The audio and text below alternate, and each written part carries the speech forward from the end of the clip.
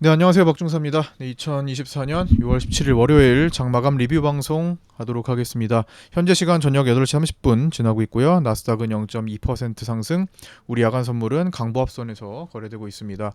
자, 오늘 위클리 옵션 월요일 만기일이었고 달러 선물 만기일이었습니다. 6월물은 1380으로 11시 반에 종료되었고요. 오늘 한 15가지 정도의 포인트를 짚어서 한번 순서대로 요약 리뷰 해보도록 하겠습니다. 자, 첫 번째 오늘 상해종합 중국 증시가 0.5%대 하락했죠. 10시 반에서 11시에 지표 발표가 쏟아졌는데 지표 발표를 앞두고 하락 출발해서 하루 종일 반등하지 못하고 마감했습니다. 전체적으로 3,000포인트를 다시 위협하는 단계까지 내려왔죠. 최근에 한 2주에서 한 달 정도 내려왔는데 3,000포인트에서 전환 포인트가 잡힌 적이 많았습니다. 3,000포인트를 이번에 과연 딛고 아니면 살짝 이타로 돌아섰는지 주목을 해볼 때가 또 된 것 같습니다. 지표 발표는 산업 생산이 예상 6.2에서 실제 5.6으로 발표됐고요.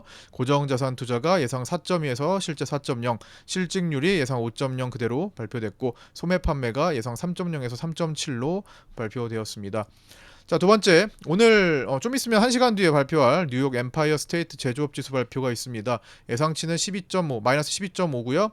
이전 발표치는 마이너스 15.60이었는데 이전에 예상치가 마이너스 9.90에서 좀 벗어난 데이터가 나왔기 때문에 이번에도 예상치와 얼마나 다를지 시장은 주목해보고 있습니다. 그러나 내일 발표되는 소매 판매가 훨씬 더 중요합니다. 그리고 내일은 연준위원들의 연설이 굉장히 많이 잡혀있기 때문에 내일 변동성이 내마녀의 날, 미국 내마녀의 날 금요일을 앞두고 내일 변동성이 좀 중요해질 것으로 지금 시장은 보고 있고요. 그 다음에 환율입니다. 환율은 11시 반에 이제 달러 선물 만기를 지나면서 외국인의 416억 매도가 나오긴 했습니다만 기존에 6월물이 이제 외국인들이 1조 6천억 이상 매수한 상태에서 대거 롤오버를 진행을 했었죠. 그래서 그런 상태에서 추세에 아슬아슬하게 걸쳐서 마감을 했습니다. 보시다시피 지금 환율은 밑에서 올라오는 추세의 저점을 딛고 위에서 내려오고 있는 상단 추세를 넘어갈 듯 말 듯한 자리에서 맞췄죠. 그런 상태에서 외국인들은 누적 선물 매수가 더 많은 상태로 추가 상승 가능성을 더 보고 있는 것으로 추정됩니다. 환율이 추가 상승을 하면서 열게 되면 우리 증시의 수급은 악화될 가능성이 높겠죠. 특히 7월 달부터 외환시장이 새벽까지 개방되면서 우리 외환 당국이 이 환율을 낮추기 위해 노력하는 힘이 좀 힘들어질 것으로 힘을 쓰는 것이 힘들어질 것으로 보이죠. 그래서 그 전에 환율을 잡아야 되는데 지금 중요한 기로에 서 있다라는 점 체크를 좀 하셔야 될 것 같습니다. 네 번째, 삼성전자가 오늘 아침에 이제 8만 싸움을 하면서 시작을 하기는 했는데 결국에는 연기금과 외국인의 매도세에 78,100원으로 1.8% 하락 마감했습니다. 특히 삼성전자는 연기금이 169만 주가량 매도했는데 최근에 연기금 매도가 100만 주 이상을 출현한 경우 일주일 내에 하락했고요. 매수가 100만 주 이상 들어온 경우에는 일주일 이내에 상승했습니다. 최근에 이제 포인트 위치만 좀 잡아드리면 연기금의 100만 주 이상이 매도가 나왔던 때가 이때고요. 이후에 추락했죠. 단기적으로. 그 다음에 100만 주 이상 상승했던 지점에서 매수했던 지점에서 또 추가 상승이 나왔습니다. 오늘 100만 주 이상 매도를 했기 때문에 한 일주일 이내에 하락할 가능성이 높아졌다라고 일단은 보고 있습니다. 최근에 100만 주를 벗어나면 이제 연기금은 루틴에서 벗어난 건데 주목해볼 만한 수급이죠. 그 다음에 전일 금요일 야간 선물 종가가 376.25로 끝이 났고 오늘 시가 376으로 연결되면서 오늘 하루 종일 선물 지수는 376포인트, 즉 시가 싸움이 굉장히 치열했습니다. 그래서 결국에는 종가도 거의 시가 부근에서 끝나면서 도지로 마감을 했죠. 5월 31일 이후 반등하는 상승 추세대의 하단 빗각 지지 라인을 지키면서 도치 형태로 마감했습니다. 이걸 말하는 거예요. 이때 5월 31일부터 올라오는 추세의 하단을 겨우겨우 방어하면서 끝이 났죠. 요 지점. 그래서 여기서는 이제 다음 날 미국 증시가 오늘 밤에도 강하다면은 요 위로 이렇게 딛고 올라설 수가 있겠고, 내일 그게 아니라면 조금만 약해지기 시작해도 이 빗각 추세대를 지키지 못하고 무너뜨리면서 쏟아질 수 있는 위험이 생깁니다. 빗각을 지키고 이탈하는 날은 한 번에 날 잡고 쏟아지고요. 돌파하는 날도 날 잡고 돌파한 적이 많았습니다. 그다음에 이제 유럽 쪽으로 좀 넘어가 볼까요? 프랑스발 유로존 위기가 요즘 계속 시장의 관심이죠. 프랑스 증시가 지금 연일 떨어지고 유럽 증시 전체적으로 그렇죠 많이 떨어지고 있는데, 뭐 오늘이야 뭐 조금 이제 진정이 됐다고 봐도 이제 끝났다고 볼 수는 없겠죠. 이제 시작 단계일 수도 있는 거고, 특히 프랑스 CDS 프리미엄이 급등을 했습니다. 이거는 2020년 코로나 때 이후 지금 최고치 를 기록을 하고 있죠. 지금 하얀색 선을 보시면 2020년도 코로나 팬데믹 때 이후로 지금 검은색이 안 보이네요. 팬데믹 때 이후로 지금 최고치를 갑자기 기록하고 있죠. 급등을 했습니다. 그다음에 프랑스와 독일 간 10년물 국채 수익률 스프레드가 2017년 이후 최고치입니다. 이거 종합하면은 프랑스의 신용 부도 위험이 증가한 것이라고 보면 됩니다. 지난주에 마크롱 프랑스 대통령이 유럽 의회 선거 패배를 이유로 조기 총선을 결정하자 극우 정당의 다수당 승리의 우려가 커지면서 프랑스 등 유럽 증시가 급락했었죠. 극우 정당 집권 시 대규모 지출이 발생하고 국가 부채가 급증할 수 있으면서 그러면서 신용 등급 강등 위험도 제기됩니다. 그래서 최종적으로 브렉시트까지 확대될 가능성까지 존재합니다. 그래서 지금 프랑스를 비롯한 유럽 증시가 부담을 느끼고 연속 하락을 보였다. 지난주까지. 오늘은 좀 진정이 됐지만 아직 끝났다고 볼 수 없다. 어쩌면 시작일 수도 있는 상황이다. 그래서 좀 주의를 해줘야 되겠고요. 프랑스 총선 일정은 1차 6월 30일, 2차 7월 7일 예정되어 있으니 총선 부근에서 또 변동성이 확대될, 총선을 앞두고 재차 변동성이 확대될 가능성도 있습니다. 그래서 주목을 하셔야 되겠고요. 그 다음에 오늘 일본 증시까지도 내려왔습니다. 일본 증시가 지금 2% 가까이 하락을 했는데 일본은행이 미국의 눈치를 보는 등 통화정책 전환에 대한 신중한 스탠스가 확인되면서 향후 엔저 압력이 추가적으로 상당 기간 더 이어질 수 있다는 시장의 해석에 일본 증시가 오늘 2% 가까이 급락했습니다.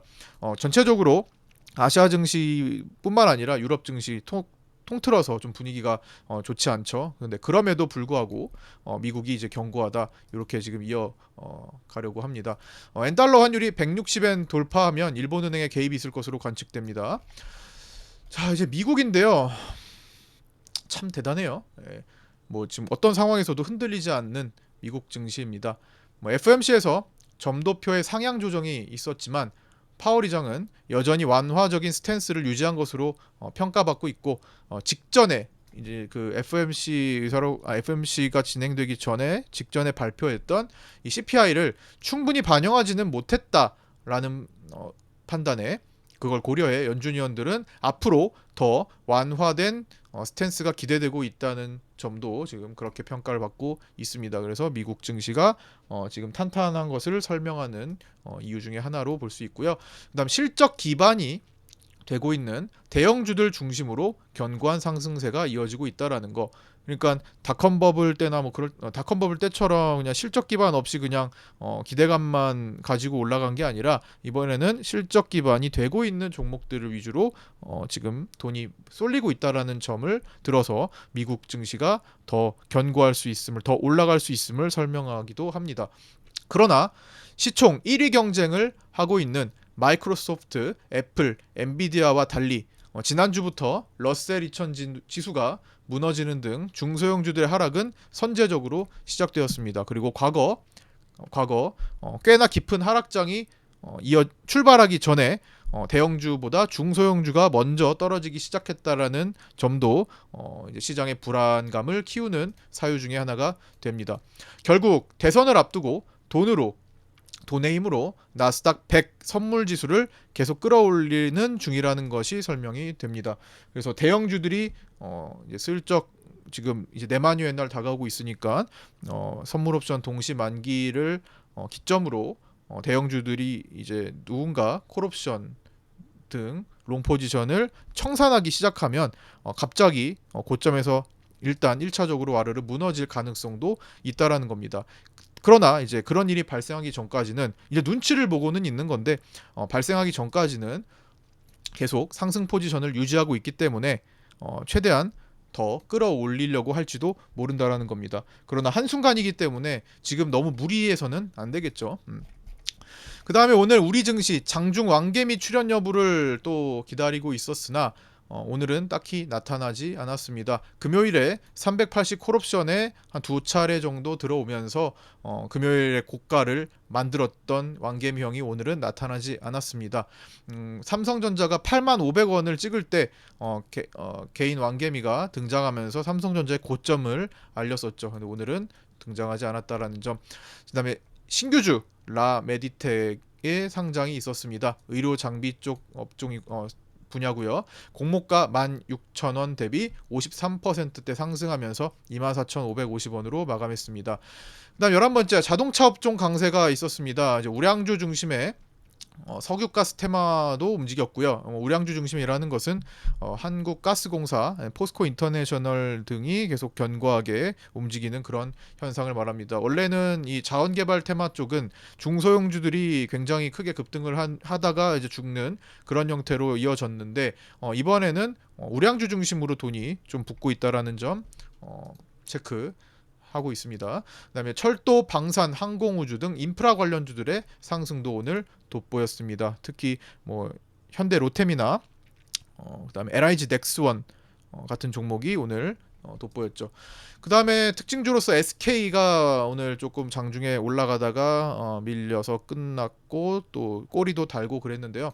최태원 회장은 재산 분할에 명백한 오류가 있다면서 상고했다라는 소식 그러면서 장중 변동성이 확대되기도 했습니다. 6월 28일에 SK에 긴급 회의가 있다고 하는데 그때까지도 계속 그 이후에도 계속 SK는 지금 시장에서 주목받으면서 변동성을 왔다 갔다 키울 수 있는 종목이 됩니다. 참고.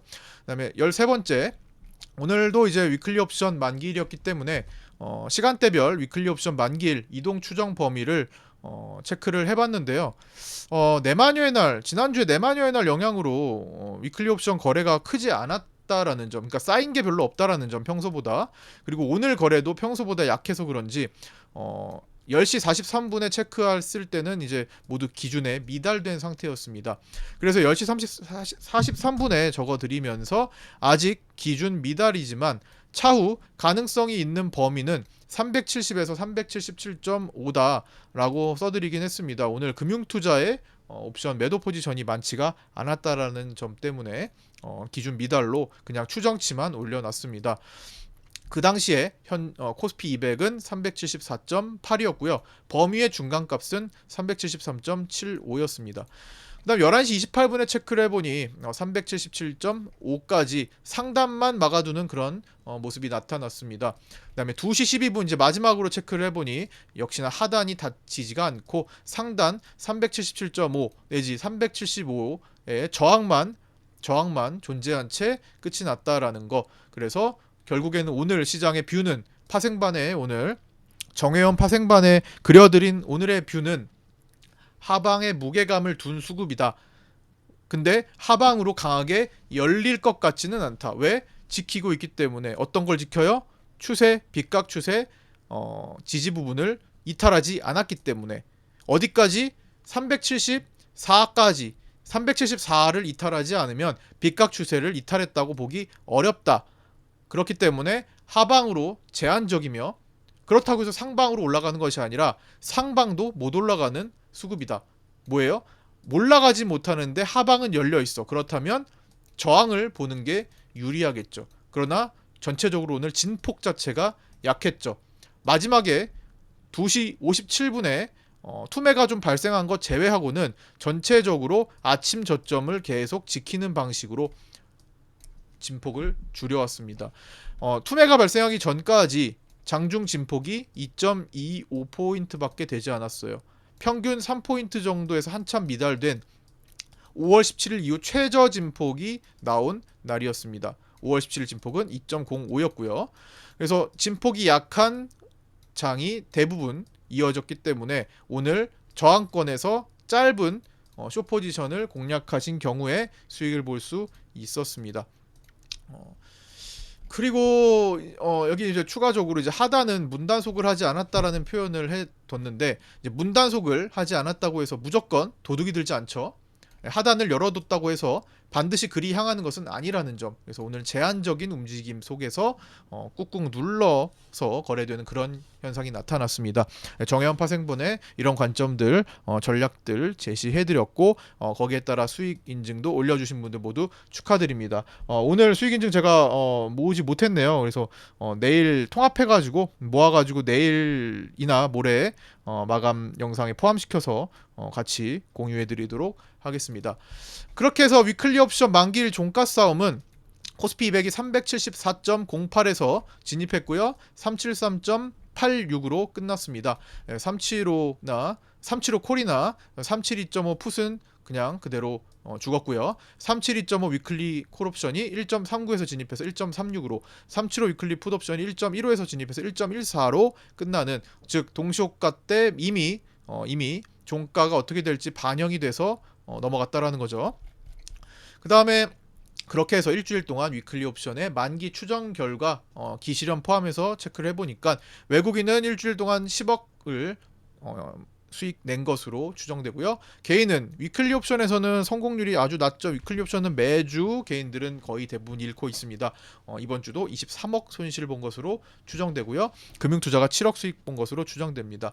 개인들의 성적은 월물 옵션을 기준으로 최근 몇 개월간 굉장히 좋은 성적을 내고 있는데, 위클리 옵션에서는 거의 매주 털린다고 보시면 될 것 같습니다.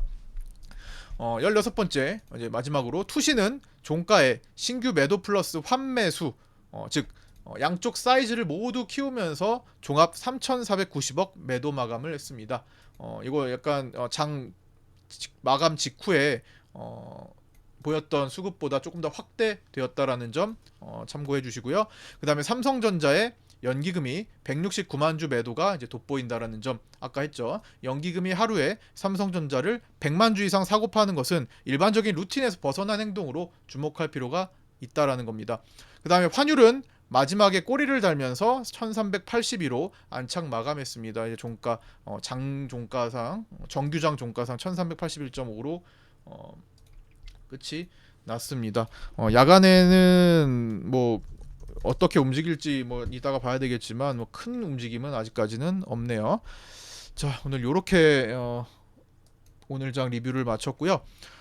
장중 라이브 방송은 뭐 특별한 일이 없는 한 매일 진행을 하고 있습니다. 그래서 시간 되시는 분들, 최근에 오신 분들은 방송을 매일 하는지 모르실 수도 있는데, 어쨌든 시간 되시는 분들은 제가 특별한 경우가 아니면 우리 장 열릴 때는 항상 방송을 하고 있다라는 점을 기억하시고 장중에 같이 참여해 주셨으면 좋겠습니다.